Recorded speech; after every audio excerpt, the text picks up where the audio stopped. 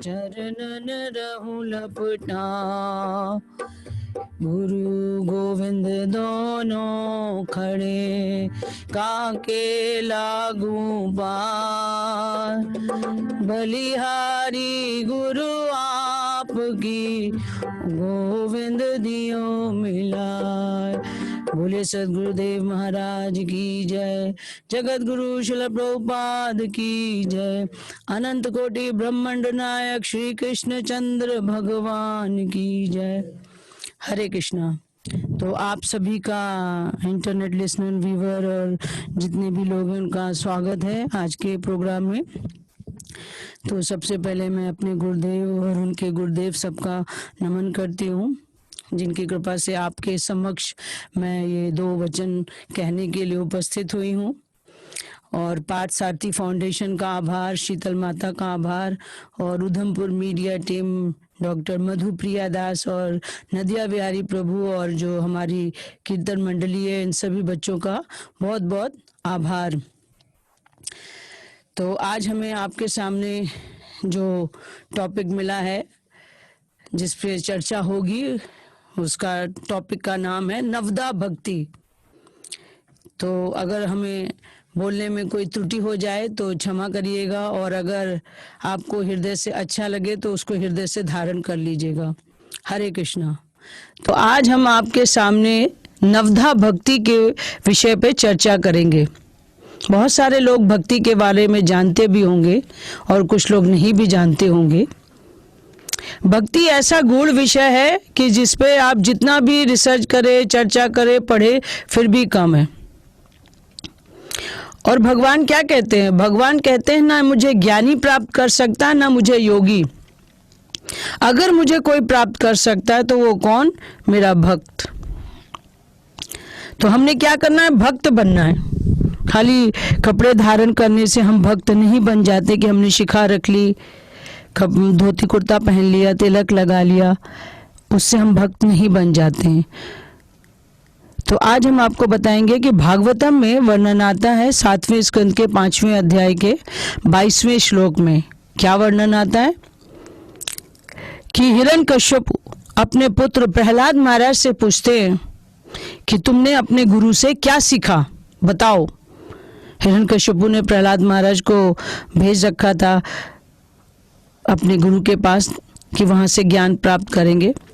तो प्रहलाद महाराज क्या कहते हैं? प्रहलाद महाराज के 2 गुरु थे। पहले तो गुरु थे श्रीमद नारद मुनि जी। नारद मुनि जी जिन्होंने प्रहलाद महाराज जब अपनी माता कयादु के कोख में थे तब उन्होंने ज्ञान दिया था। और जो दूसरे गुरु थे वो कौन थे?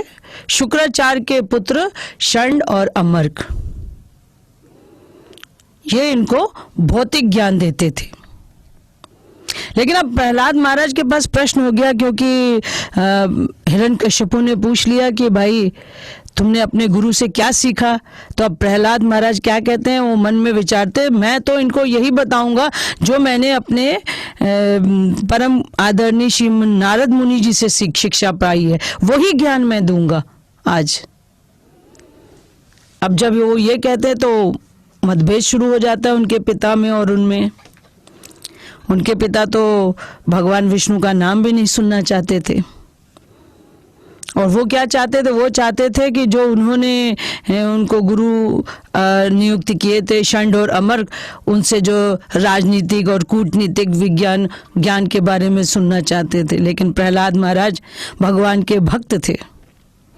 तो प्रहलाद महाराज ने नारद मुनि से जो शिक्षा पाई थी वो शिक्षा जब बताने लगे तो हिरण्यकश्यपु और तेज गुस्सा हो गया। हिरण्यकश्यपु जब उसने सुना, क्योंकि प्रहलाद महाराज जो ज्ञान बता रहे हैं वो सर्वश्रेष्ठ ज्ञान है जो उन्होंने अपने गुरु नारद मुनि से सीखा। तो प्रहलाद महाराज क्या बता रहे हैं? श्री प्रहलाद वाचा श्रवणम कीर्तनम विष्णु स्मरणम पाद सेवनम अर्चनम वंदनम दास्यम साख्यम आत्मनिवेदनम। कितना सुंदर श्लोक है ये। प्रहलाद महाराज क्या बता रहे हैं कि भगवान की भक्ति के लिए हमें भगवान के रूप, गुण, लीलाओं और उनके जो हम उनकी सेवा करते हैं चरणों की, इन सब के बारे में गुणगान करना है। प्रहलाद महाराज बता रहे हैं कैसे भगवान की लीलाओं के बारे में सुन के हम श्रवण करें, भगवान के नाम का हम कीर्तन करें, भगवान की महिमा का गुणगान करें, उनका स्मरण करें, कोई भी लीला का कर बैठ जाएं और चिंतन करें, और भगवान के चरणों का षडोपचार विधि से हम भगवान की पूजा अर्चना करें, और साख्यम भगवान को अपने मित्र की तरह करके उनकी सेवा करें। दास्यम दास्य भाव से कि हम जैसे आदमी सब कुछ सरेंडर कर देता ना, दास भाव वो होता है। आजकल तो कोई दास होता ही नहीं, कहने को तो होता है कि भाई हम फलाने के नौकर है, लेकिन नौकर का मतलब क्या होता है? जो पैसे लेके कार्य करता है, निष्काम नहीं होता है नौकर। नौकर वही होता है, प्रभुपाद जी ने भी बार बार लिखा है, और आगे भी जब अर्चनम का हम अध्ययन करेंगे तो उसमें वर्णन आया है कि हमें किस तरह भगवान की सेवा करनी चाहिए, गृहस्थियों को कैसे भगवान की अर्चना पूजा करनी चाहिए। तो भगवान क्या कहते हैं कि हमें भगवान की पूजा करनी चाहिए।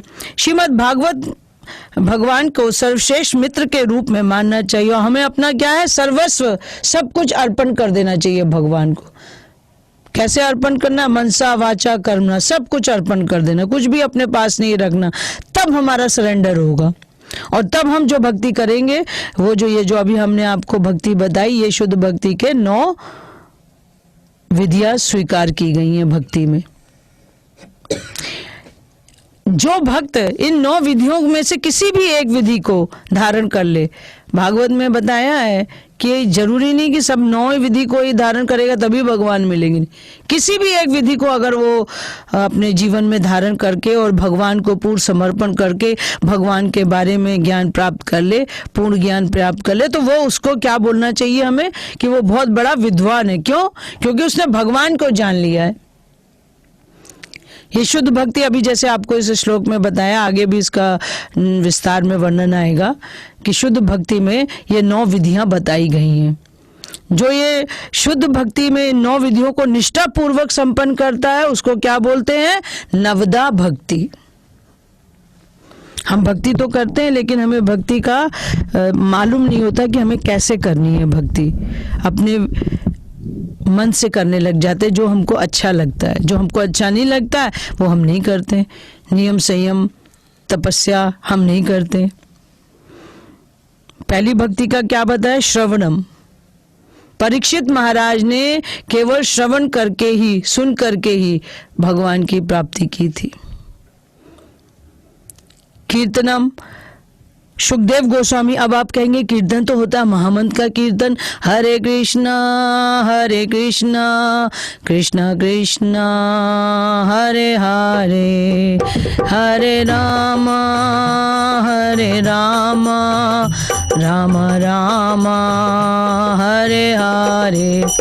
ये भी कीर्तन, यही कीर्तन है, लेकिन भगवान की लीलाओं का बारे में बताना भी कीर्तन है।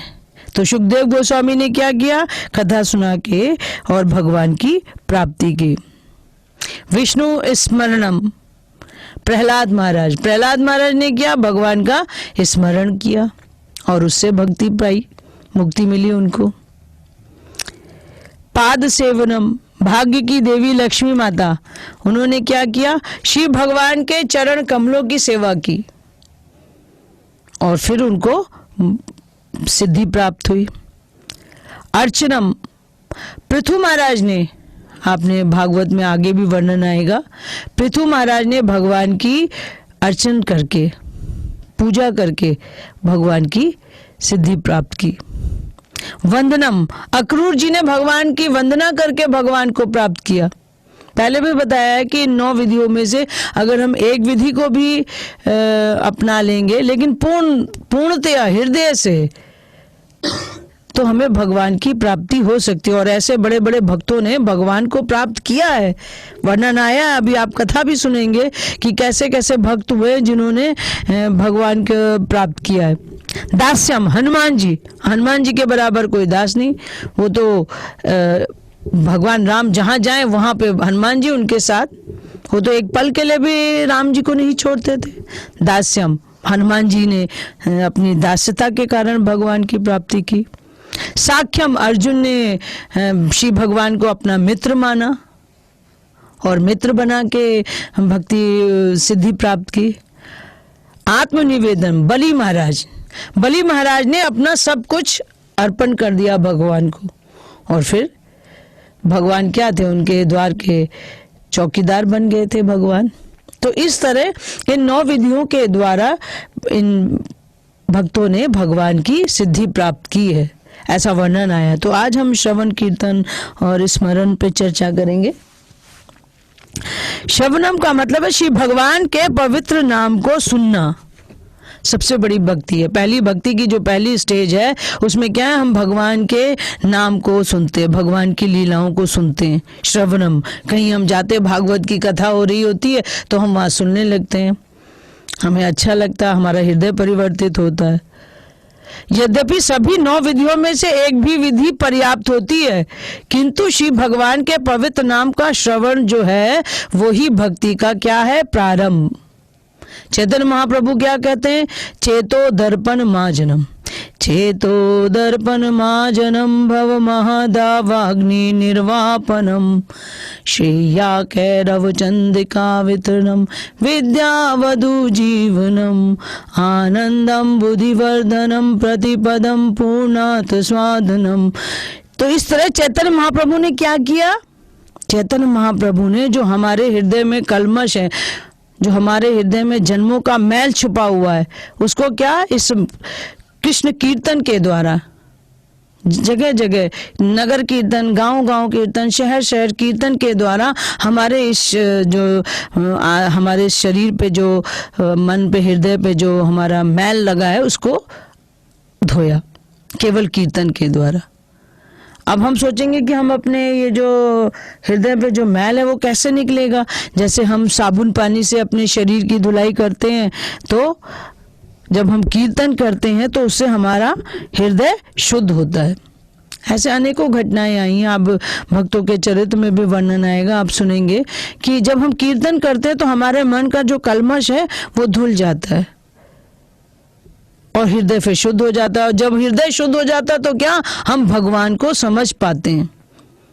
नवधा भक्ति में पहले ही बताया कीर्तन, श्रवण कीर्तन, जब हम भगवान के नाम का जप करते हैं, भगवान के नाम का कीर्तन करते हैं, भगवान की लीलाओं को सुनते हैं, तो हमारा हृदय शुद्ध होता जाता है। और जैसे जैसे हमारा हृदय शुद्ध होता जाएगा हम भगवान को समझ सकेंगे। कहा है ना, ईश्वर परम कृष्ण सच्चिद आनंद विग्रह। जब हम भगवान के अपने ये जो हमारा हृदय है जो कि बहुत गंदा हो गया, जैसे एक आप एग्जाम्पल ले सकते हैं, एक शीशा है, शीशे पे धूल चढ़ी हुई है, उस धूल को कैसे आप हटाएंगे, जब तक आप हटाएंगे नहीं तब तक आप शीशे में अपना मुख देख नहीं सकते। तो उसको हटाने के लिए आप अपने हाथ से या कपड़े से उसको पोंछेंगे। ठीक उसी प्रकार ये जो हमारे हृदय पे जन्म जन्मांतर का मैल लगा हुआ है उसको हमें इस कीर्तन के द्वारा जानना है। इस प्रकार क्या है, हम श्री भगवान के पवित्र नाम का श्रवण करने से मनुष्य क्या है, भगवान के साकार रूप को समझ सकता है। जब तक हम श्रवण कीर्तन नहीं करेंगे हमें पता ही नहीं होगा। अभी एक अबोध बालक को अगर आप बता दें कि वो भक्ति करे, अब भक्ति तो तब करे जब उसको कुछ पता चले। जैसे ही गुरु महाराज के संपर्क में कोई नया भक्त आता है तो महाराज जी क्या है, सबसे पहले उसको बुलवाते हैं, बोल हरे कृष्णा कृष्ण कृष्ण हरे हरे, हरे राम राम राम हरे। ये जो 16 अक्षर का मंत्र जो है ये हमारे हृदय में जो मैल जमा है इसको दूर करता है। जितना हम इसको जपेंगे उतना ये शुद्धि। लोग कहते हैं कि भाई देखो हम ये जप कर रहे हैं लेकिन अभी हमारा मन नहीं है, बस हम जप तो कर रहे हैं कि हमें ये करना है लेकिन हमारा मन नहीं हो रहा है। अरे हमारा मन कैसे होगा, जन्म जन्मांतर के पाप कर्म हमारे सर पे सवार है, वो हमें करने ही नहीं देंगे। जैसे ही हम जप करने बैठेंगे मन भाग जाएगा। लेकिन क्या है, जब हमें जप करने बैठे तो हमें मन को जाने दें लेकिन शरीर को नहीं ले जाना है। शरीर से क्या हमने करना, वहीं बैठना है कैसे भी, चाहे हमारा मन लगे चाहे ना लगे। लेकिन अगर हम बोलते रहेंगे, अभ्यास करते रहेंगे तो उससे शुद्धि हो जाएगी एक दिन। कहते ना, जपने से जब जितना आप जपेंगे, जितनी बार आप भगवान का नाम लेंगे, कहते हैं भगवान के नाम में और भगवान के प्रसाद में कोई फर्क नहीं होता है। जब आप भगवान का नाम जपना शुरू करते हैं तो भगवान हमारी जीभा पे क्या करते हैं, नृत्य करते हैं, साक्षात होते। लेकिन हम कहते हैं हमारे जन्म जन्मांतर के पाप कर्म है, तो हमें भगवान को हम देख नहीं सकते। अगर सामने ही हमारे भगवान आ जाए तो हम नहीं देख सकते। अर्जुन क्या था, अर्जुन भगवान को पहले कहाँ पहचान पा रहा था, लेकिन जब भगवान ने अपने दिव्य रूप के दर्शन कराए तब अर्जुन को ज्ञान हुआ, तब अर्जुन ने सरेंडर किया भगवान को। पहले तो वो अपना सखा मान रहे थे कि हाँ चलो ठीक है भगवान, वो तो मित्र की तरह उनसे व्यवहार कर रहे थे। लेकिन जब भगवान ने अपने विराट रूप का दर्शन दिया, और भगवान ने क्यों दिया, भगवान चाहते तो कुछ भी कर सकते, लेकिन भगवान विराट रूप का दर्शन देके ये बताना चाहते हैं कि भगवान केवल एक है, कृष्ण भगवान। ये नहीं, कलयुग में देखिए आज हर घर में एक भगवान पैदा हो जाता है, हर आदमी अपने को भगवान मानने लगता है। आप जाइए कि मैं एक बार 2001 की बात है, हम कुंभ मेले में गए थे, तो गुरु महाराज भी थे, हमें बड़ी कृपा मिली उनके साथ। हम काफ़ी लोग थे, 15-20 लोग थे। तो हम एक कैंप में गए, गुरु महाराज ने कहा चलो सबके दर्शन करेंगे, क्योंकि कुंभ में ऐसे ऐसे संत महात्मा आते हैं जो डुबकी लगाते हैं। तो हिमालय से में डुबकी लगाते हैं तो यहाँ प्रयाग में पहुँचते हैं, और प्रयाग में डुबकी लगाते हैं तो हिमालय पे चले जाते हैं। ऐसे ऐसे पहुँचे हुए संत आते हैं जिनको हम पहचान नहीं सकते, उनके उस वेश को हम पहचान ही नहीं सकते। ऐसे ऐसे संत उस कुंभ मेले में आते हैं। तो हम भी गए, तो हमें बैठा दिया गया, हमारे साथ बहुत थे, हमारी गुरु बहन थी, गुरु भाई थे, महाराज जी भी थे।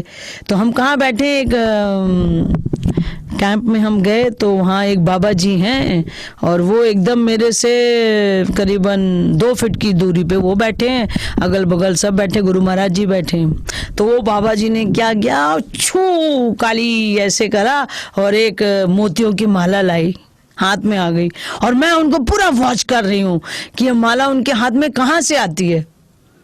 तो मैंने क्या देखा कि उनके हाथ में माला आ गई। अब वो माला कहते हैं ये, और उन्होंने गुरु महाराज जी को पढ़ लिया होगा, जो कहते हैं ना कैसी भी विद्या से उन्होंने पढ़ लिया, और गुरु महाराज को कहते हैं ये चैतन्य महाप्रभु को अभी अभी चढ़िए। अब गुरु महाराज तो कहते हैं ना भगवान के भक्त जो होते हैं वो तो सबका सम्मान करते हैं। गुरु महाराज ने वो माला ले ली। अब हमारे बगल में हमारे गुरु भाई थे, उसको भी उन्होंने रीड कर लिया। वो कहते हैं उनके लिए यूं हाथ घुमाया और एक शिवलिंग लाके उसको दिया। जब सबकी बारी हो गई तो मेरे को कहते हैं उन्होंने एक ऐसे हाथ घुमाया और एक नग दिया, और कहते हैं इसको पानी में डालना, पी जाना, गुरु भक्ति बढ़ जाएगी। मैं उस समय तो मैंने ले लिया, मुझे बहुत हंसी आ रही थी कि हमने ऐसे कभी देखा ही नहीं। तो मतलब कहने का तात्पर्य ये, आपको ऐसे बहुत सारे लोग मिल जाएंगे जो आपको बताएंगे, लेकिन अच्छे लोग हैं उसको पहचानना, कहते हर कोई नहीं पहचान सकता। जब तक हमारी भक्ति का उदय नहीं होगा तब तक हम उसको, हमारे सामने भगवान आके बैठ जाएंगे, हम नहीं पहचान सकते, भगवान आगे चले जाएंगे। लेकिन ऐसे अनेकों भक्त हुए जिन्होंने भगवान के साक्षात दर्शन किए और जो भगवान को पहचान जाते। तो भगवान क्या कहते हैं, ना हम वसामी वैकुंठे योगिनाम हृदयेन चा मद भक्ता यत्र गायन्ति तत्र तिष्ठामि नारदा। पद्म पुराण में क्या वर्णन आता है, पद्म पुराण में भगवान विष्णु और नारद जी के संवाद में वर्णन आता है। भगवान विष्णु क्या कहते हैं, भगवान कहते हैं नारद, ना मैं वैकुंठ में रहता हूँ और ना मैं योगियों के हृदय में। मैं कहाँ रहता हूँ, जहाँ मेरे भक्त का, जहाँ मेरी लीलाओं का गायन किया जाता है, जहाँ मेरी लीलाएं महिमाओं का गायन किया जाता है, मैं वहाँ रहता हूँ। इसीलिए संत महात्मा गुरुजन हमें हमेशा बताते रहते हैं कि सुबह ब्रह्म मुहूर्त में उठकर हमें भगवान का नाम लेना चाहिए। पुराने ज़माने में जो हमारे दादी और बाबा लोग होते थे वो हमें यही शिक्षा देते थे कि सुबह उठो, ब्रह्म मुहूर्त में नहा के भगवान का नाम लो। क्यों, उस समय भगवान विचरण करते हैं और जहाँ उनका नाम का गायन किया जाता है वहीं भगवान जाते हैं। ऐसे अनेकों कथा आई हैं, आपको ये श्रवणम विधि में आपको बताएंगे। एक कथा आती है महाराजा कुलशेखर की, भक्तमाल में कथा आती है। महाराजा कुलशेखर जो थे वो भगवान राम के अनन्य भक्त थे और उनकी भक्ति ऐसी थी कि बता नहीं सकते। जब उनके सामने भगवान का कोई गुणगान करता था तो वो उसको अतीत को साक्षात समझ बैठते थे। क्यों? उनके पिता भगवान के राम के बहुत बड़े भक्त थे, तो उन्होंने अपने संस्कार उनको भी दिए। तो महाराजा कुलशेखर जो थे, जब उनको कथा सुनाई जाती थी तो वो इतना भावुक हो जाते थे कि अतीत को, मतलब अतीत जो हो चुका उसको समझते थे ये तो साक्षात घटित हो रहा है। श्रवणम का मतलब उनका सुनने की इतना वो थी। तो उनके यहाँ ब्राह्मण एक आते थे और वो कथा सुनाया करते थे, कथा का गायन करते थे। तो गायन करते करते कभी जैसे सीता हरण का आ जाता था, तो बस जैसे ही वो पंडित जी सुनाते थे सीता हरण के लिए रावण आ गया और सीता हरण कर, तो वो बोलते निकालो तलवार, कहाँ है, हम भी जाएंगे, बिल्कुल वो शंख बजा देते थे। मतलब इतने भावुक हो जाते थे। पंडित जी जानते थे, तो वो राजा के स्वभाव को पहचानते थे। तो वो क्या कहते थे कि भाई इनको ऐसी कथाओं में जो ऐसे आते हैं बीच बीच में संवाद, वो नहीं सुनाने चाहिए, क्योंकि तो राजा तो भावुक हो जाते थे। तो एक दिन पंडित जी बीमार हो गए। पंडित जी जब बीमार हो गए तो उन्होंने अपने सुपुत्र को कहा तुम जाके कथा सुना देना राजा को, लेकिन ध्यान रखना ऐसा कोई भी संवाद नहीं सुनाना जिससे राजा भावुक हो जाए। तो अब वो बड़े परेशान कि क्या कथा सुनाए उनको। तो पंडित जी का जो पुत्र आया उसने सुनाना शुरू किया और पंचवटी का संवाद आ गया, और उसमें आ गया कि राम जी खरदूषण से युद्ध करने के लिए निकल पड़े। अब राजा भी बड़ा भावुक हो गया जब उसने सुना राम जी अकेले जा रहे लड़ाई लड़ने। तो उसने अपने सिपाहियों को शंखनाद करा और कहा निकालो, सब लोग घुड़साल में चले गए वो, और घोड़े पे सवार होके बोले चलो युद्ध की तैयारी करो, और निकल पड़े लड़ाई लड़ने। मतलब देखिए कितने भावुक हो जाते थे वो सोचते थे सच में राम जी अकेले, और राम जी के चरणों में उनका अनन्य प्रेम था। अब जब वो निकल गए लड़ाई करने, अब सब परेशान, मंत्रीगण परेशान उनके राजा के कि अब राजा को कैसे संभाले।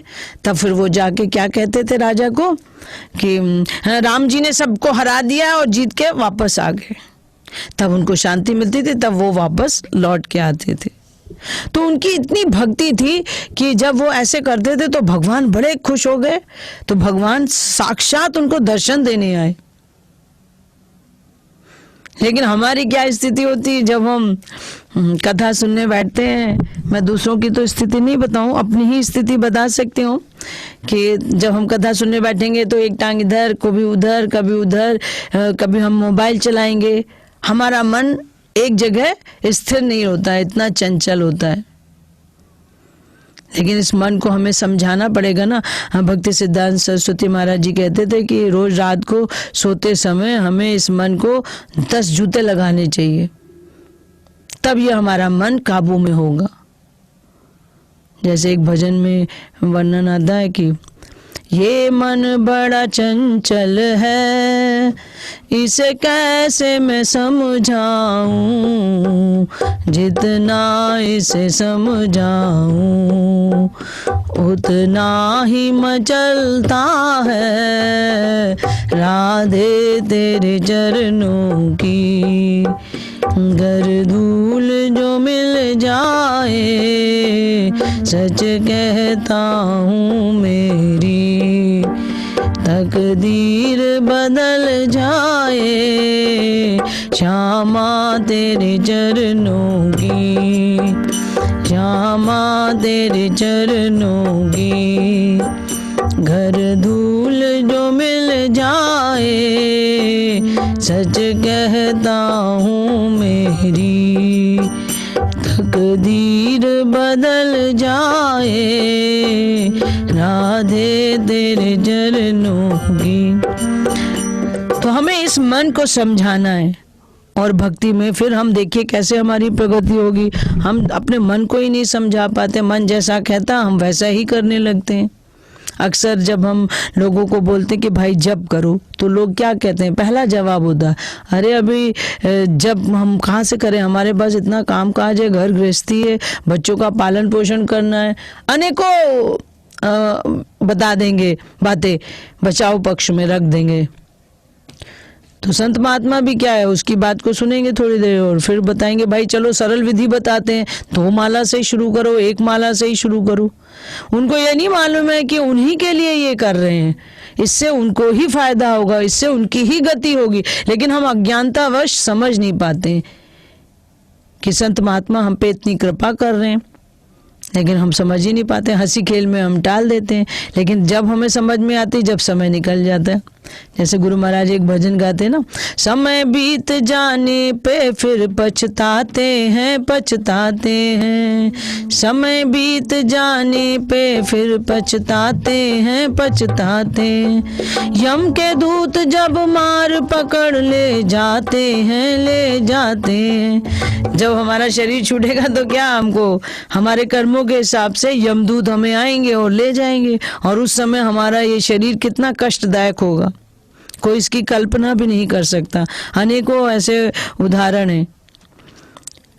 तो भगवान हमें हर पल पल पे बताते हैं। इसका एक छोटा सा एग्जाम्पल है। गुरु महाराज जी के संपर्क में एक भक्त आए, तो महाराज जी कहीं ऑडिटोरियम में लेक्चर दे रहे थे, तो एक आईएएस रिटायर और आईएएस ऑफिसर ने अपना हाथ उठाया, तो महाराज ने सोचा पता नहीं क्या वो बताना चाहते होंगे, कोई प्रश्न होगा। तो यही वाला भजन महाराज जी गा रहे थे, यम के दूत जब मार पकड़ ले जाते हैं।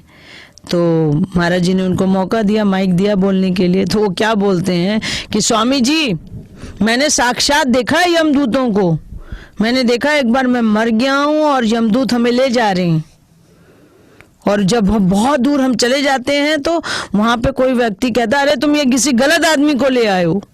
वो रिटायर आईएएस ऑफिसर थे, उनका नाम जीएन डीगर नाम था उनका, बड़े अच्छे व्यक्ति थे। उनके कोई बच्चे नहीं थे, पति पत्नी थे, तो मंदिर में आया करते थे, भजन कीर्तन करते थे, बड़े अच्छे थे। तो उन्होंने साक्षात बताया कि कैसे यमदूत उनको ले जा रहे हैं, और फिर बीच में जब वो ऊपर चले गए, पहुंच के, तो वहां दो साधु मिलते हैं। दो साधु रोक लेते हैं, वो कहते हैं अरे तुम इसको कहाँ ले जा रहे हो, इसको नहीं ले जाओ, वापस ले जाओ इसको। फिर वो वापस आते हैं तो उनके प्राण फिर वापस आते हैं। तो कहने का तात्पर्य ये है कि जब तक हम भक्ति में लगेंगे नहीं, प्रयास नहीं करेंगे, तब तक हम प्रगति नहीं कर पाएंगे, और प्रगति करने के लिए हमें इस शरीर को तपाना पड़ेगा। अरे हमने विषयों का तो बहुत भोग लिया है, लेकिन हम कभी सोचते नहीं कि जब हमारा ये शरीर छूटेगा तब हमारा क्या गति होगी। उस समय हम फिर पछताते हैं, उस समय हमें अपने जीवन के किए हुए सारे कर्म याद आने लगते हैं। तो भगवान हमें इस नवधा भक्ति के द्वारा हमें बताना चाहते हैं कि हमें भक्ति में कैसे कैसे करना है। श्रवणम की विधि जैसे बताई है कि हमने पहले क्या करना है। श्रीमद् भागवत के पाठ को सुनना ही सर्वाधिक महत्वपूर्ण बताया है। जैसे मंदिर में नियम होता है, सुबेरे भागवतम का कक्षा होती है और सायंकाल को भगवत गीता की कक्षा होती है। तो प्रभुपाद कहते थे कि हमें भागवतम रोज एक श्लोक भागवत का पढ़ना चाहिए, एक श्लोक भगवत गीता का पढ़ना चाहिए, अपनी दिनचर्या में लाना चाहिए। जो भक्त हैं, जो जानते हैं, जो मंदिर में रहते हैं, वो उस नियम का पालन करें। जो गृहस्थ जीवन में बाहर रहते हैं वो भी एक श्लोक भागवत का पढ़ें और एक भगवत गीता का पढ़ें। तो इसका पढ़ने से क्या होगा? श्रवण, जो कि हमारी कहते हैं ना, भगवान के दिव्य पवित्र नाम को भक्त की रुचि के अनुसार सुना जाता है और जब किया जा सकता है। अब जैसे कोई राम जी का भक्त है तो वो राम जी के नाम की लीलाओं को गुणगान कर सकता है, उनकी लीलाओं का श्रवण कर सकता है। कोई कृष्ण भगवान का भक्त है तो अपनी अपनी जिसकी जहाँ पे श्रद्धा हो वो उसी हिसाब से, जो कृष्ण भगवान का भक्त है वो कृष्ण की लीलाओं का श्रवण करे, भागवत सुने। राम जी के भक्त हैं तो वो रामायण सुनते हैं, और जो नरसिंह भगवान के वो नरसिंह भगवान, मतलब जिसको जहाँ जिस देवता जिस उनके इष्ट है उसकी लीलाओं का गुणगान सुने, उनका कीर्तन करे, उनका नाम का जप करे। लेकिन किससे सुनना है उनको? जो उपयुक्त होगा, आचार्य। ये नहीं कि किसी से भी हम सुनने लगेंगे, उससे हमारा जीवन परिवर्तित नहीं होगा। आज तो देखिए ना, भागवत कथाकार हैं कितने, पैसे लेते हैं, पैसे लेके सुनाते हैं। जो पैसे लेके कथा को सुनाएगा तो आप क्या समझते हैं उससे किसी का जीवन परिवर्तित होगा? अरे वो तो अपने परिवार के पालन पोषण के लिए कर रहे हैं। ऐसा किसी शास्त्र में नहीं लिखा है कि आप भागवत कथा करें उसके बाद पैसे मांगे। ये बहुत बड़ा दोष है, और आज यही हमारे समाज में कुरीति फैली जा रही है कि लोग भागवत को बिजनेस बना दिया है। फलाने भागवत आचार्य क्या भागवत कथा का 10 लाख रुपए, 7 लाख रुपए, 8 लाख रुपए, 12 लाख रुपए लाइव टेलीकास्ट चलता है। लेकिन शास्त्र में क्या बताया गया है कि भागवत किससे सुनना है? जो वैरागी हो, तपस्वी हो, उससे सुनना है हमें भागवत। जब हम उससे भागवत सुनेंगे तभी हमारे हृदय का परिवर्तन होगा। और हम कथाकारों से सुनते हैं, बड़ी बड़ी दूर जाते लोग। आजकल कितनी भागवत कथा हमने कितनी भागवत कथाएं करवा ली। वो कोई कहता 10 करा ली, कोई कहता 20 करा दी। लेकिन उससे फायदा क्या होता? कथा सुनते लोग पल्ला झाड़ के वहीं से उठ के चले जाते। किसी का हृदय परिवर्तित नहीं होगा, क्योंकि जो भागवत कथाकार है वो तो पैसे ले रहा है, वो पैसे के लिए कर रहा है, वो पैसे के लिए गुणगान कर रहा है। लेकिन जो भगवान का शुद्ध भक्त होगा, जो निष्काम भाव से भागवत कथा करेगा, उसी से ही हमारा हृदय परिवर्तित होगा। लोग कहते हैं ना, हमने तो भागवत भी सुनी, भगवत गीता भी पढ़ी, लेकिन हमारा हृदय नहीं अभी तक बदला। तो हृदय कैसे बदलेगा? भगवान के पवित्र नाम का कीर्तन करके। कीर्तन क्या करेंगे? जैसे बड़ा सुंदर ये भजन है, जय राधे जय कृष्ण जय वृंदावन, जय राधे जय कृष्ण जय वृंदावन, श्री गोविंद गोपी नाना मदन मोहन, श्री गोविंद गोपी नाना मदन मोहन,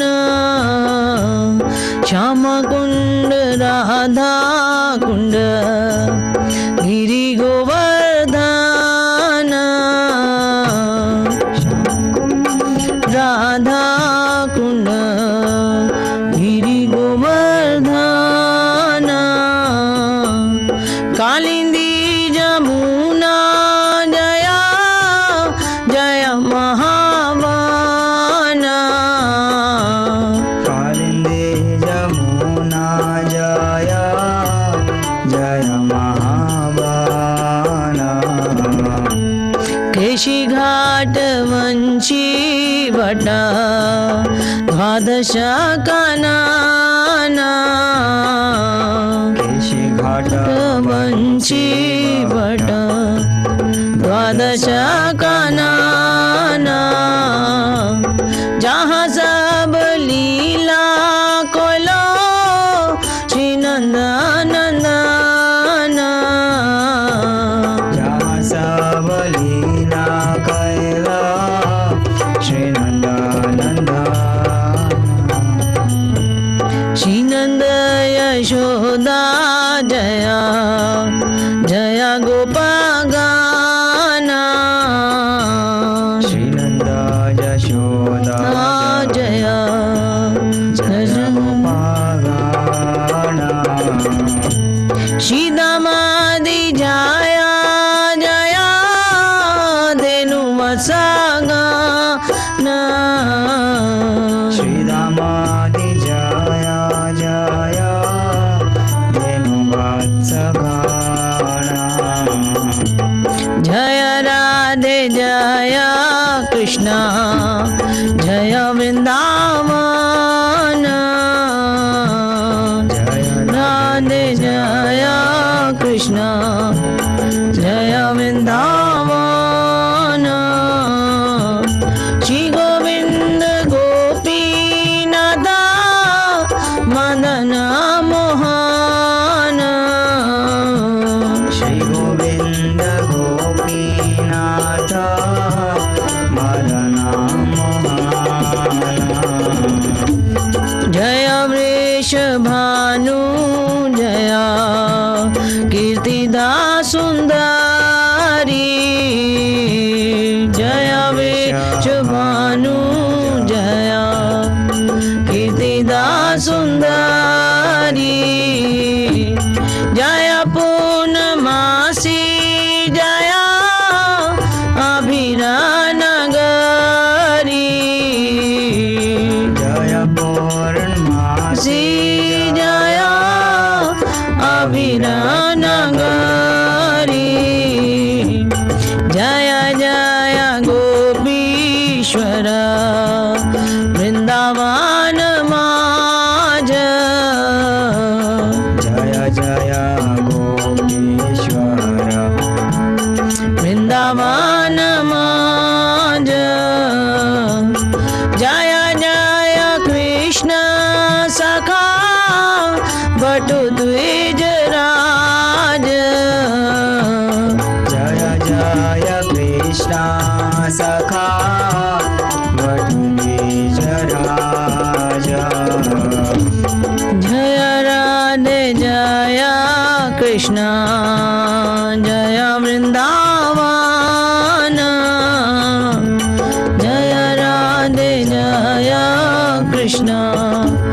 जय वृंदावन श्री गोविंद गोपीनाथ मदन मोहन श्री गोविंद गोपीनाथ मदन मोहन जय वृंदावन धाम वृंदावन धाम वृंदावन धाम जय वृंदावन धाम जय वृंदावन हरि बोल वृंदावन धाम वृंदावन धाम जय राधे जय राधे जय राधे जय श्री राधे जय राधे जय राधे जय राधे जय श्री राधे। बोलिए वृंदावन धाम की जय। तो इस तरह हम भगवान के लीलाओं का गुणगान करके कीर्तन और श्रवण करके हम नवधा भक्ति में हम कर सकते हैं। तो जैसे सुखदेव गोस्वामी भी भागवत में क्या बताते हैं कि शिव भगवान के नाम रूप तथा गुणों के विषय में सुने बिना मनुष्य जो है वो भक्ति में प्रगति नहीं कर सकता, अन्य विधियों को हम नहीं सीख सकते हैं। तो जैसे हमने ये श्रवणम का बारे में पढ़ा, तो अब हम कीर्तन के बारे में पढ़ेंगे। तो कीर्तन के बारे में आप सभी जानते हैं कि नारद मुनि से ज्यादा कोई भी कीर्तन नहीं कर सकता। नारद मुनि क्या है, श्रीमद् भागवत में भी वर्णन आता है। क्या वर्णन आता है कि नारद मुनि को कोई लज्जा नहीं होती, वो कहीं भी जाते हैं क्या करते हैं, कीर्तन करने लगते। भजमन नारायण नारायण नारायण भजमन नारायण नारायण नारायण। तो कहीं भी जाते हैं, किसी भी पृथ्वी के लोक में जाते हैं, कहाँ कीर्तन शुरू कर देते हैं। मैं अपना अनुभव बता, जब मैं शुरू में जुड़ी तो गुरु महाराज ने हमें कहा जाओ तुम पुस्तक वितरण करने जाओ। तो मुझे बड़ी शर्म आए कि सारे लोग हमारे जानने वाले हैं, हम जाएंगे वहाँ भिखारियों की तरह वहाँ पुस्तक वितरण करेंगे। तो अज्ञानता थी, हम समझ नहीं पाते, इसलिए शुरू में हमें संकोच होता, हम शरीर स्तर पे होते हैं, हम समझ ही नहीं पाते हैं कि अरे हम ये तो भगवान की दिव्य लीलाओं को गुणगान कर रहे हैं, भगवान की दिव्य लीलाओं को प्रकाशित कर रहे हैं, किसी को दे रहे हैं और पता नहीं किसका हृदय परिवर्तित हो जाए। तो हम श्रीमन कहते हैं ना, नारद मुनि जैसे तो हम नहीं बन सकते, लेकिन हम उनके पद चिन्हों पे चल सकते हैं। और चैतन्य महाप्रभु भी हमें क्या उपदेश देते हैं, तृणादपि सुनीचे न तरोरपि सहिष्णुना अमानिना मान देन कीर्तनीय सदा हरि। भगवान क्या हमें, चैतन्य महाप्रभु हमें क्या शिक्षा दे रहे हैं कि हमें घास से भी अधिक क्या होना चाहिए, विनम्र। कैसी है घास के ऊपर पैर रखते हैं, फिर थोड़ी देर बाद जब वो आदमी निकल जाता है तो फिर बेचारी खड़ी हो जाती। वृक्ष के तरह हमें क्या होना है, सहिष्णु होना है। वृक्ष देखिए जाड़े में, गर्मी में, बरसात में, कैसी भी अवस्था में खड़ा रहता है और सब कुछ सहन करता है। और हमें क्या है, दूसरों के सबसे ज्यादा बीमारी हमारी क्या होती है, फलाने ने हमारा सम्मान नहीं किया, निगाने ने हमारा आदर नहीं किया। हमें किसी से सम्मान की इच्छा नहीं रखनी चाहिए और हमें दूसरों का क्या करना है, सदा सम्मान करना है। तो जब हम दूसरों का सम्मान करेंगे तो स्वाभाविक है सभी हमारा सम्मान करेंगे। ये सबसे बड़ी विशेषता है। तो ऐसी योग्यताएं हमारे अंदर जब आ जाएंगी तो हमें क्या है, कीर्तन करना क्या हो जाएगा, बहुत ही सुगम हो जाएगा, सरल हो जाएगा, हमारा कलमश धुल जाएगा। जब हम सोचेंगे अरे हम तो बिल्कुल पतित हैं, हमें तो दूसरों का सम्मान करना। जब हम अहंकार में रहेंगे तो हम अहंकार में कुछ कर ही नहीं पाएंगे। कहते ना, ये किसी ने लिखा है कि अहंकार में 3 गए, रावण, कौरव और कंस। कहते तीनों अहंकार की वजह से तीनों का पतन हुआ। तो इसलिए हमें शरीर स्तर पे नहीं रहना है, हमें भगवान की लीलाओं का कीर्तन करना, गुणगान करना है। और जब हम कीर्तन करेंगे तो कलमश से हमारा हृदय शुद्ध हो जाएगा और फिर हम भगवान को अच्छे से पहचान सकेंगे। और वैसे भी कलयुग में क्या कहा गया है, हरे नाम हरे नाम हरे नाम केवलम कलौ नास्तेव नास्तेव नास्तेव गतिर अन्यथा। कि ये जो ये कलह रूपी जो युग है, इसमें केवल भगवान के नाम का कीर्तन करने से हमारे सारे कलमश क्या हो जाएंगे, दूर हो जाएंगे। और इसके सिवाय कोई दूसरा उपाय नहीं है, नहीं है, नहीं। केवल कीर्तन करने से मनुष्य क्या है, आध्यात्मिक प्रगति कर सकता है। और वैसे भी भागवत में 12वें अध्याय में वर्णन भी आया है। क्या वर्णन आया है? कले दोषे निधि राजन अस्ति ही एक महान गुण कीर्तनातेव कृष्णस्य मुक्त संग परम व्रजेत। कि ये जो कलयुग है, कलयुग जिस युग में हम जी रहे हैं, ये क्या है? कलह का युग है।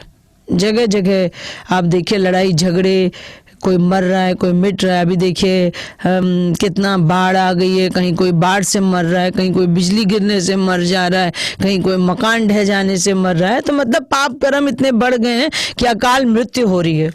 और अकाल मृत्यु जब जीव की होती है तो उसकी गति नहीं होती है। एकदम से कोई आदमी शरीर छोड़ दे तो उसकी गति नहीं होती। तो ये अकाल मृत्यु, ये सब क्या है? ये हमारे पाप कर्मों का नतीजा हमको सामने आ रहा है। इस सब से बचने के लिए हमें क्या बताया? केवल कीर्तन करना है।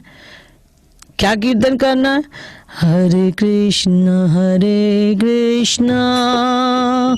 कृष्ण कृष्ण हरे हरे, हरे राम राम राम हरे हरे, हरे कृष्ण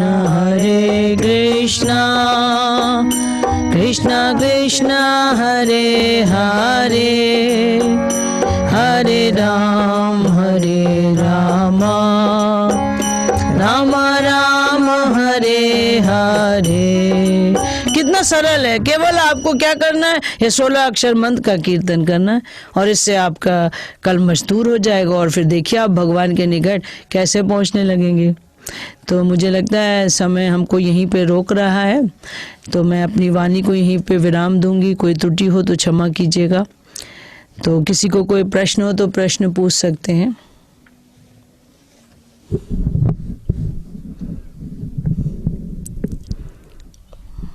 हरे राम हरे कृष्ण बाबा। बहुत धन्यवाद माता जी, बहुत ही सुंदर तरीके से आपने हमें आज नवदा भक्ति का श्रवण और कीर्तन के बारे में आपने ज्ञान दिया। बहुत बहुत धन्यवाद। तो मैं रिक्वेस्ट करती हूँ सभी श्रोतागणों से कि आपके पास कोई प्रश्न है, जिज्ञासा है, तो आप हैंड रेज कर सकते हैं और माता जी से पूछ सकते हैं। नीरज प्रभु आप अनम्यूट कर सकते हैं।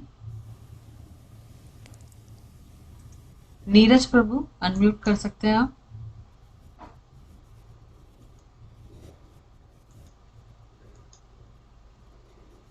यस प्रभु जी आप बोलिए, आप अनम्यूट हैं।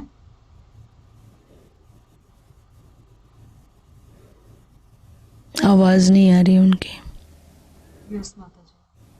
नीरज प्रभु आप थोड़ा सा तेज बोलेंगे, आपकी आवाज नहीं आ रही है।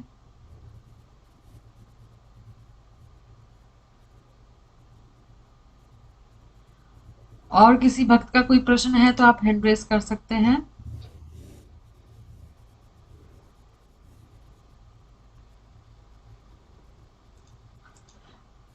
माता जी मेरा एक छोटा सा प्रश्न ये था कि हम अपने मन जो हमारा इतना चंचल है उसको हम कैसे कंट्रोल करें कि जिससे हम अच्छे से श्रवण और कीर्तन कर सकें, चैंटिंग कर सकें। मन तो चैंटिंग करते करते भी चलता रहता है, इधर उधर जाता रहता है।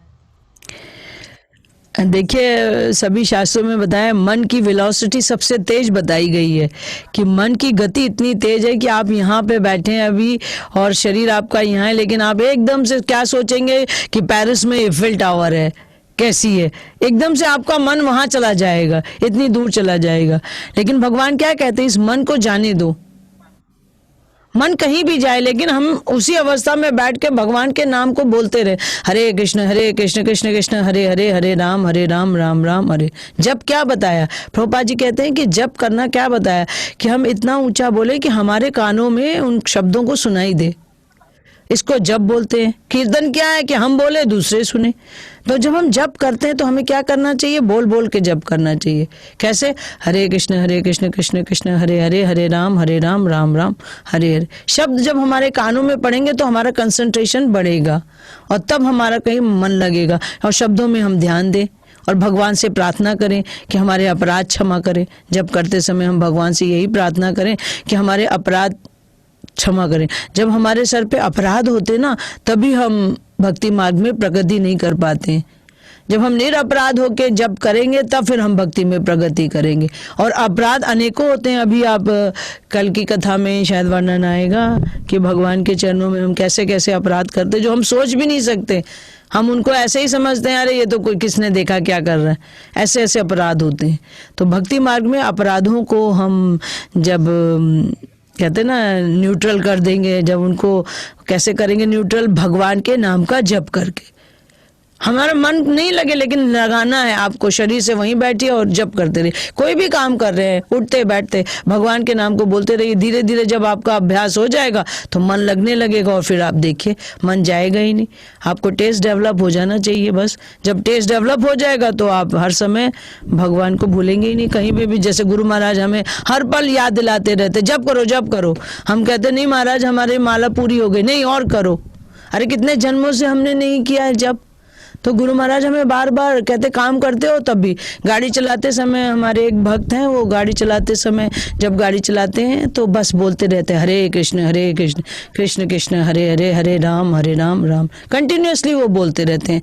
तो जब हम ऐसे करेंगे तो अभ्यास हो जाएगा। तो अभ्यास से क्या होगा कि हम फिर भगवान के निकट पहुंचेंगे। कहते ना करत करत अभ्यास से जड़ मत हो सुजान, रस्सी आवाज जात शिला पड़त निशान।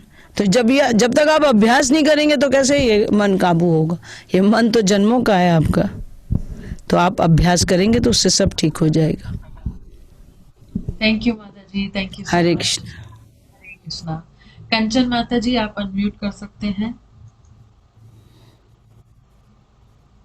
हरे कृष्णा माता जी, दंडवत प्रणाम। हरे कृष्णा दंडवत माता जी। माता जी आपको बहुत बहुत धन्यवाद और कोटि कोटि प्रणाम कि आप हम जैसे नलायकों को समय समय पे आशीर्वचन अपने देते रहते हैं गुरु महाराज जी की और प्रभुपाद जी की कृपा से, जिससे हमें भक्ति करने में बहुत बल मिलता है। तो अपना ये आशीर्वाद माता जी हमेशा हम पर बनाए रखिएगा। मेरा एक प्रश्न है माता जी, जैसे आपने जो बताया कि जब आप बुक डिस्ट्रीब्यूट करते थे तो आपके मन में ये चीज आती थी, तो वही चीज हमारे साथ भी होती है कि तो हमें लगता है कि या तो हम किसी ऐसी जगह में जाकर बुक डिस्ट्रीब्यूट करते हैं जहां हमें कोई जानता ना हो, पर फिर मन में लगता है कि ये तो अपराध हुआ ना कि हम जहां हमें सब जानते हैं वहां हम इस चीज से बच रहे हैं और दूसरी जगह जाके करना चाह रहे हैं। तो माता जी इस चीज को हम कैसे ठीक करें? ऐसे कैसे हो कि हमें अपने जानने वालों के सामने भी कुछ इस चीजें भक्ति की करने में कुछ ऐसा ना लगे कि हम कहीं और जाके करें या यहाँ पे नहीं कर पाए। कैसे हमें बल मिलेगा माता जी ये चीज करने का? ये मेरा प्रश्न है। मेरा जो अपना अनुभव है कि देखिए जब हम शुरू में होते हैं तो हम एकदम न्यूफाइट होते हैं, तो हमको कुछ पता नहीं होता है, तो हम उस समय बड़ा अपने शरीर स्तर की बातें करते हैं। लेकिन जैसे जैसे भक्ति में हम प्रगति करेंगे तो हमको रियलाइज होगा अरे ये हम भगवान का कार्य कर रहे हैं, ये तो दिव्य है, ये तो सबसे ऊंचा कार्य है। अभी देखिए हम नौकरी के लिए जाते हैं ना, 50 लोगों के यहाँ ऑफिस में जाते हैं, नौकरी करते हैं, किसी का कुछ काम होता है। हम कहाँ विदेश में गए थे, तो हम कहीं गए तो वहाँ पे हमें पता चला, हम किसी के घर में ठहरे थे, तो हमने पूछा भाई आप क्या करते हैं, तो पता चला वो कहीं होटल में काम करते हैं। तो वहाँ कोई देखता नहीं तो उनको संकोच नहीं, लेकिन ऐसा नहीं हमें सोचना अरे ये तो हम भगवान का कार्य कर रहे हैं, सबसे दिव्य कार्य है, ये सबसे उच्च कोटि का कार्य है, इसको करने में हमें संकोच नहीं करना चाहिए। जब हमें पता चल जाएगा, जैसे आज आपको पता चल गया, तो अब आप जब आगे जाएंगे पुस्तक वितरण करने या किसी भगवान के कार्य, तो संकोच नहीं कीजिए। आप ये सोचिए ये भगवान का कार्य सबसे दिव्य कार्य है, इससे बड़ा कोई कार्य नहीं। हम जो भी कार्य करते हैं भौतिक जीवन में वो सब इससे छोटे हैं और उनके लिए हम कोई शर्म नहीं करते। तो जब आप जप करेंगे, श्रवण करेंगे, कीर्तन करेंगे और स्मरण करेंगे, ये सब इस नवधा भक्ति में किसी भी एक उसको विधि को आप पकड़ लेंगे, तो फिर आपको ये सब चीज़ों का सामना नहीं करना पड़ेगा। शुरू शुरू में सबके साथ ऐसा होता है, फिर ठीक हो जाता है, इसमें परेशान होने की कोई बात नहीं है। थैंक यू माता जी। हरे कृष्ण। प्रभु जी आप म्यूट कर सकते हैं। हरे कृष्णा माता जी। हरे कृष्णा प्रभु जी। आवाज आ रही है मेरी? जी बिल्कुल आ रही है आपकी आवाज। बताइए, मैं कोई मेरी वाइफ तो काफी समय से जुड़ी हुई है, 16 माला भी कर रही है सुबह उठ के, लेकिन मैंने को पिछले 8-10 महीने से ही मैं जुड़ा हूँ, कृष्ण भावना भक्ति में आने की कोशिश कर रहा हूँ। तो स्वर्णम तो मेरे को अच्छा लगता है, सुन लेता हूँ डायरेक्टली भी और इनडायरेक्टली जूम पे भी। लेकिन मेरी माला जो है वो हमने, जैसे आपने पहले बताया, आपने 1 से 2 से 4 से शुरू करो, तो मैंने 1 माला से शुरू किया, 2 से किया, अब 3 या 4 माला तक कर रहे हैं। लेकिन मेरे को ऐसा लगता है जैसे मैंने करनी है, फॉर्मेलिटी कर रहा हूँ, कोई मन से या ऐसा नहीं हो रहा कि मैंने माला फेरना है तो मेरे को फेरना ही है। ये ऐसे कब 6 महीने चल रहा है, तो ऐसा कब तक चलेगा माता जी? अरे ये तो आपके ऊपर है। देखिए ना, इसका एक छोटा सा उदाहरण लीजिए कि जब छोटा बच्चा स्कूल जाता है पढ़ने, तो नर्सरी क्लास में जब बैठता है तो उसको थोड़ी ना मन होता है, वो तो जबरदस्ती बैठाती है। टीचर कहते लिखो ए को वो 100 बार लिखेगा, बी को 100 बार लिखेगा, तब कहीं जाके उसका अभ्यास होता है। फिर नर्सरी 1 से नर्सरी 2 में आता है, फिर फर्स्ट में आता है, फिर और अच्छा लिखने लगता है। तो अभी तो आपने 6 महीने में किया है, तो जन्मों के कर्म है। तो जब तक आप जब बढ़ाएंगे, टेस्ट लगेगा, तब जब आप करने लगेंगे धीरे धीरे आपको टेस्ट डेवलप हो जाएगा। अभी देखिए ना, हम सिनेमा जाते हैं, सिनेमा घर में सिनेमा देखने लगते हैं, तो वहाँ हमें कैसे टेस्ट बन जाता है फटाफट, क्योंकि वो हमारे इंटरेस्ट की बात होती है। अब जब अभी हम नए हैं ना, तो पूर्व जन्मों के कर्म हमारे साथ चलते हैं, तो वो हमको विघ्न डालते हैं, जब करने नहीं देते हैं, रोकते हैं। तो जब से ही आपका जब टेस्ट बढ़ जाएगा तो आप 16 माला तक पहुंच जाएंगे। इसमें ये नहीं करना है कि हमने कोई कंपटीशन थोड़ी ना करना है कि नहीं, लेकिन हाँ, अगर आप अपने मन में पक्का कर ले, दृढ़ निश्चय कर ले, नहीं आज जब तक मैं 4 माला नहीं करूंगा, 5 माला नहीं करूंगा, तब तक भोजन नहीं ग्रहण करूंगा। फिर देखिए, फिर उसी से फिर आप आगे बढ़ते जाएंगे। ये हमें अपने को डिटर्मिनेशन हमें पक्का रखना है। जैसे मैं एक है तो मेटलिस्टिक उदाहरण, लेकिन मैं आपको उदाहरण देती हूँ कि सभी ने ध्यानचंद जी, जो मेजर ध्यानचंद जी जो थे, वो हॉकी के बहुत बड़े प्लेयर थे। सबने सुना होगा उनका नाम, झांसी के निवासी थे वो, और बहुत अच्छी हॉकी खेलते थे। और वो ऐसी हॉकी खेलते थे कि हिटलर भी उनकी जब हॉकी के मैच में देखने आया तो वहाँ पे वो हैरान हो गया कि ये जो हॉकी है उसका इसमें कहीं मैग्नेट तो नहीं लगा हुआ है, हॉकी में चिपक गया है बॉल। और बल्कि उसने उनको ऑफर भी दिया। तो ध्यानचंद जी एक बार ओलंपिक में खेलने गए, तो उनको अभ्यास था, उनका डिटर्मिनेशन बड़ा पक्का था, और अभ्यास इतना था कि वो हर चीज में परफेक्शन कर लेते थे। तो जब उन्होंने गोल किया तो गोल हुआ नहीं, वो हैरान हो गए। तो उन्होंने क्या किया, उनको अपने ऊपर पूरा विश्वास था। उन्होंने कहा ये जो गोल का बना हुआ है पोल, ये छोटे हैं। सब लोग हैरान हो गए कि पागल है क्या, ये तो ओलंपिक का मैच चल रहा है और यहाँ पे ये पोल छोटा कैसे हो सकता है, ओलंपिक में तो हर चीज देख के लगाई जाती है। तो चेक किया गया, और जब चेक किया गया तो सूद भर का फर्क था। तो उनको अपने खेलने पे इतना पक्का विश्वास था कि मैं गोल मारूं और गोल ना हो, तो वो उनका अभ्यास और परफेक्शन था। तो उसी तरह हमें भी लाना है परफेक्शन। ये थोड़ी ना कि कोई जन्म से ही सीख के आता है, धीरे धीरे जब हम आते हैं तो सीखते हैं। तो आप भी अभ्यास करिए और ऐसा मन में विचार करिए कि आज मैं 4 माला करूंगा तभी भोजन ग्रहण करूंगा। फिर देखिए, फिर आपका डिटर्मिनेशन आपका भी पक्का होता जाएगा, फिर आप 16 माला पे पहुंच जाएंगे, 16 से 20 पे पहुंच जाएंगे। हम जब भक्ति करने आए, जुड़े, गुरु महाराज का संपर्क हुआ, उनकी कृपा मिली, संतों का आशीर्वाद मिला, गुरुजनों का आशीर्वाद मिला, तो माला में टेस्ट डेवलप हुआ। और कि हर आदमी का अलग अलग नेचर होता है, किसी को बुक रीडिंग अच्छी लगती है, किसी को जप करना अच्छा लगता है, किसी को कीर्तन अच्छा लगता है, किसी को श्रवण, तो अपना अपना है, किसी को आरती पूजा करना अच्छा लगता है, तो अपना अपना है। वैसे भी इसमें बताया भी गया है कि कोई एक विधि को हम पकड़ लेंगे तो हम भक्ति में हमें प्राप्ति हो जाएगी। तो कोई चिंता नहीं, आपका मन नहीं लग रहा, 6 महीने मत सोचिए। लोगों के जन्म बीत जाते हैं, हमारे तो अभी 6 महीने जन्म बीत जाते, नहीं भगवान मिलते, कई जन्मों में नहीं मिलते। तो कोई नहीं, आप अभ्यास शुरू कर दीजिए। आज ही से ये प्रण कीजिए कि आज मैं 5 माला करूंगा, फिर भोजन करूंगा, और फिर देखिए भगवान कैसे आप पे कृपा करेंगे। जैसे जैसे आप नाम जपेंगे शुद्धि होती जाएगी। नाम में इतनी शक्ति बताइए। जैसे आ गया, बहुत सुंदर। मतलब 1 मिनट में अपना आज का एक्सपीरियंस शेयर करना चाहता हूँ सभी भक्तों से। जैसे अभी एक माताजी ने सवाल पूछा था कि बुक वितरण करने जाने में श्रम लगा शुरू महीने में, तो हमारे फरीदाबाद में इस्कॉन का नया टेम्पल बन रहा है। अभी उसमें कुछ फंड्स की शॉर्टेज रह गई है, नेक्स्ट मंथ चालू होना है। तो मेरे को भी पहले हमने जितना हो सकता था वो तो किया ही सहयोग, फिर भी कमी रह गई, तो मेरे को कहा गया कि आप थोड़ा इकट्ठा कर सकते हैं।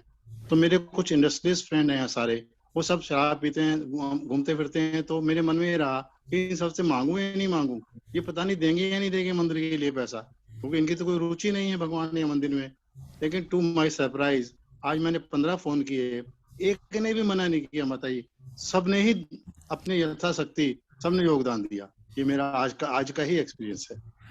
बिल्कुल सही कह रहे हैं। ये तो हम देखिए, जितनी आप में purity is the force, Prabhupada ji कहते थे जितनी आप में शुद्धता बढ़ती जाएगी उतना, जब आप हृदय से सोच लेंगे कि नहीं हमें भगवान के लिए ला रहे, कहते ना मर जाऊं मांगू नहीं अपने तन के कार, परमारथ के कार्य में मोहे ना वेलार। अरे भगवान के कार्य में हमें शर्म थोड़ी ना करनी चाहिए, भीख मांगना चाहिए जाके, भगवान के लिए मांगना, अपने लिए थोड़ी ना मांगना है।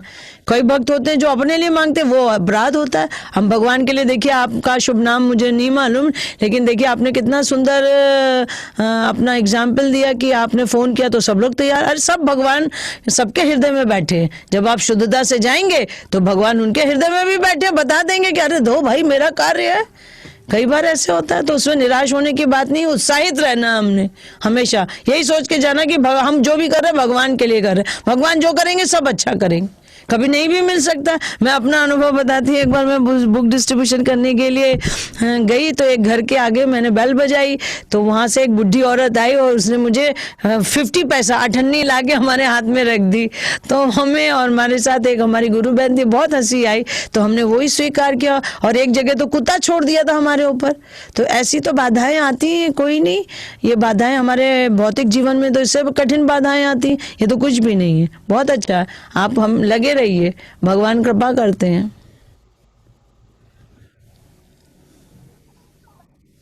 हरे कृष्ण। हरे कृष्ण जी प्रभु। तो शीतल माता हरे कृष्णा। माता जी अभी 2 प्रश्न और हैं, अभी ले सकते हैं आपका? हाँ, आपको कोई समय नहीं, कि आपका नहीं कोई नहीं, आप ले लीजिए। AR वर्मा माता जी आप अनम्यूट कर सकते हैं। दंडवत प्रणाम माता जी। धन्यवाद। दंडवत प्रणाम। हरे कृष्णा।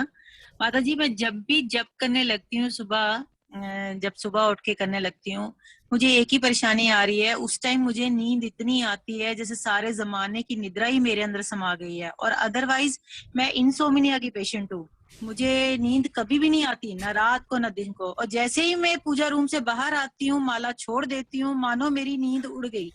मैं इस चीज से बहुत परेशान हूँ माता जी, मेरा प्लीज निवारण कीजिए। और मैं अब अपने आप में ना ऐसे दोष लगना शुरू हो गया, मुझे ये दिल में आना शुरू हो गया है कि मैं ही आलसी हूँ। लेकिन मैं फिर जाती हूँ, जैसे ही प्रभु के विग्रह के सामने आंखें देख के उनसे क्षमा भी मांगती जाती हूँ और नींद चढ़ती जाती है। ये कुछ बड़े परेशानी हो रही है माता जी, पहले नहीं था, अब बहुत हो रहा है। इसका कोई निवारण बताइए। हाँ, इसका निवारण शास्त्र में बताया है, पर थोड़ा सा कठिन भी होता है, लेकिन अगर आप अभ्यास करेंगे तो हो जाएगा।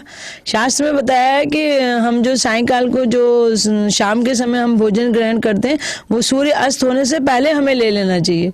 सोने के 6 घंटे पहले फूड लेना चाहिए ताकि वो डाइजेस्टिव। और शाम के समय सभी शास्त्रों में बताया है कि हमको बहुत कम खाना चाहिए जो कि डाइजेस्टिव हो। तो जब आप कम खाएंगे तो फिर आपको नींद भी कम आएगी। और जब आपको नींद आने लगे ना तो आप बोल बोल के जप कीजिए, कभी नींद नहीं आएगी आपको। ये मेरा तजुर्बा है, अपनाया हुआ है। हम क्या करते हैं, मन में करने लगते हैं और फिर निद्रा आसन में चले जाते हैं।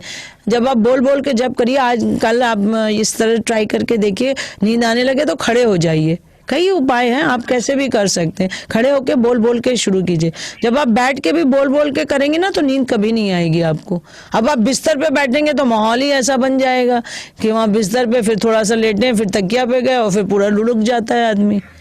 तो फिर वो जप नहीं होता, निद्रा आसन में चला जाता है। इसलिए जप करने के लिए कोशिश करिए कहीं जमीन पे आसन लगा के फिर बैठिए, फिर देखिए आपको नींद नहीं आएगी। जी वो मेरा पूजा रूम है, पूजा रूम में नीचे आसन में ही बैठी होती हूँ, लेकिन पता नहीं, समझ नहीं आता। जैसे ही पूजा रूम की वो मैं क्या बोलते हैं हम, वो बाहर निकलते हैं दहलीज से बाहर निकलते ही मेरी नींद उड़ जाती है। वापस एंटर करते हैं, वापस नींद चढ़ जाती है। थोड़ा पंखा वंखा तेज चला लिया कीजिए और भोजन कम कीजिए शाम सायंकाल के समय। फिर देखिए और बोल बोल के जप कीजिए। सबसे पहले आप बोल बोल के करेंगे ना तो फिर नींद नहीं आएगी। जैसे ही मन में करना शुरू करेंगे वही नींद आएगी। धन्यवाद, धन्यवाद माता जी। और एक बॉटल आती है पानी की, फुसफुस हम लोग बोलते हैं, तो 10 रुपए की मिलती, वो ले लीजिए। जैसे नींद आए आंखों में मार लीजिए, बस। कुछ तो करना ही पड़ेगा। करना पड़ेगा माता जी, करना पड़ेगा। जी जी, हरे कृष्ण। थैंक यू माता जी। हरे कृष्णा माता जी। नेहा माता जी आप अनम्यूट कर सकते हैं। नेहा माता जी अनम्यूट करिए। हरे कृष्णा जी। हरे कृष्णा माता जी, दंडवत हरे प्रणाम। कृष्णा दंडवत माता माता जी जी। आपको बहुत बहुत धन्यवाद, बहुत बहुत धन्यवाद माता जी, आप हमारे लिए इतना समय निकालते हैं। आपके चरणों में कोटि कोटि दंडवत प्रणाम। माता जी मेरा ना एक एक्चुअली पिछले कई दिन से मैं ये था प्रॉब्लम कि हम अपनी भक्ति में स्टेबिलिटी कैसे लेके आए माता जी। जैसे कई बार तो होता है कि हम चैंटिंग भी बहुत अच्छे से चल रही होती है, सुबह मंगला आरती मतलब अलार्म 3:30 को होता है, 3 बजे आंख खुल जाती है, मतलब ऐसे बहुत सही से। पर माता जी कई बार होता है महीने 2 महीने बाद ना जैसे मतलब थोड़ा सा प्रॉब्लम्स आने लग जाती है, चैंटिंग में भी आलस ऐसे बनता है।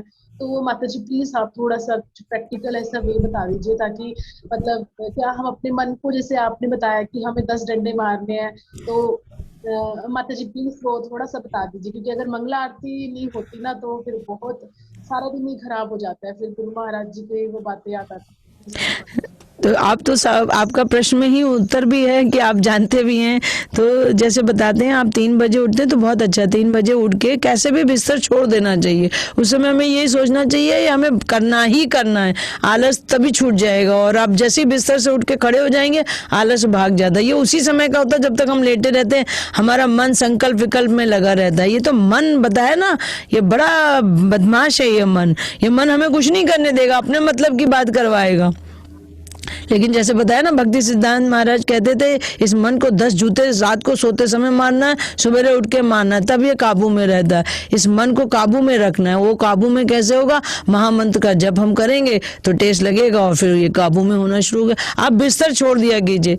कभी जैसे आप बता रहे ना 2-2.5 महीने में ये सबके साथ होता है, आलस से आ जाता है। उस आलस को हम तभी भगाएंगे जब हम ये पक्का करेंगे नहीं नहीं नहीं, हमें भगवान के दर्शन करने जाना है, हमें भगवान के लिए उठना है। हम जब ऐसी मन में सोच लेंगे नहीं उठ जाना है, बाद में सो लेंगे, कोई नहीं अभी उठना है, फिर हम चले जाएंगे, उठ जाएंगे और जब करेंगे। तो और कभी हमें जैसे कमरे में बैठ के नींद आने लगती तो बाहर खड़े होके बाहर वॉक करके हमें जप कर लेना चाहिए, तो फ्रेश हो जाता है आदमी। कमरे में ऐसे थोड़ा सा नेगेटिव वातावरण हो जाता है तो उससे भी हो जाता है। तुलसी जी का गमला रख लीजिए सामने जहाँ आपकी लॉबी वगैरह है, तो तुलसी महारानी को पधरा के और उसके आगे बैठ के जप कीजिए तो बहुत अच्छी वाइब्रेशन आती है, फिर आपका मन लगेगा। जी माता जी बहुत बहुत धन्यवाद, thank you. Hare Krishna, thank you. Hare Krishna, धन्यवाद माता जी। हरे कृष्णा माता जी। तो माता जी हरे- आप, हाँ अब कोई प्रश्न नहीं है। ठीक शीतल है। माता जी आप अवेलेबल हैं? शीतल माता जी। हरि बोल। हाँ जी माता जी, हरे कृष्णा। सॉरी मैं मंदिर में थी तो कहीं और थी। थैंक यू सो मच माता जी फॉर वंडरफुल लेक्चर। मैं मंदिर में थी तब भी सुन रही थी, और हमें तो हमेशा ही गुरु महाराज की कृपा से आपका एसोसिएशन मिला है, बहुत कुछ सीखा है और सीखते रहे हैं। थैंक यू सो मच माता जी। हरे थैंक यू। कृष्णा। हरे कृष्णा। हरिलीला प्रभु जी आप कुछ बोलना चाहेंगे? हरिलीला प्रभु जी। हरे कृष्णा प्रभु जी। हरे कृष्णा माता जी। हरे कृष्णा। हरे कृष्णा। हरे धन्यवाद माता जी, आप आए हमारे आपका भी आभार। और भक्ति का बहुत सुंदर प्रस्तुतिकरण किया आपने। ये नवदा भक्ति की महिमा आप समझा रहे हैं। अभी तो 2-3 हुई आज, तो कल भी चालू रखेंगे और सब भक्तों को प्रेरणा अच्छी तरह से मिलेगी। हम ध्यान से सुने। और माता जी का जो प्रस्तुतिकरण है, प्रेजेंटेशन है, बहुत अच्छा है। वेरी प्रैक्टिकल एग्जाम्पल माता जी दे रही है, तो उसे हमें समझना चाहिए। हम हर रोज कुछ न कुछ अनुभव कर ही रहे हैं हमारी भक्ति में, जब भक्ति आगे बढ़ती है। लेकिन ऐसे भक्तों को सुनने से हमारी भक्ति और भी ज्यादा बढ़ सकती है। तो मैं सबको विनती करता हूँ कि आप अभी 2 सत्र बाकी है उसमें आइए और माता जी से नवदा भक्ति के बारे में सुनिए। Thank you. Hare Krishna. Hare Krishna. Thank you so much. Hare Krishna. Hare Krishna. Hare Krishna. Hare Krishna माता जी। वाञ्छाकल्पतरुभ्यश्च कृपा सिन्धुभ्येव च पतितानां पावनेभ्यो वैष्णवेभ्यो नमो नमः। वैष्णव वृंद की जय, श्रील प्रभुपाद की जय, हर ग्रेस कुंती माता जी की जय। हरे महाराज की जय।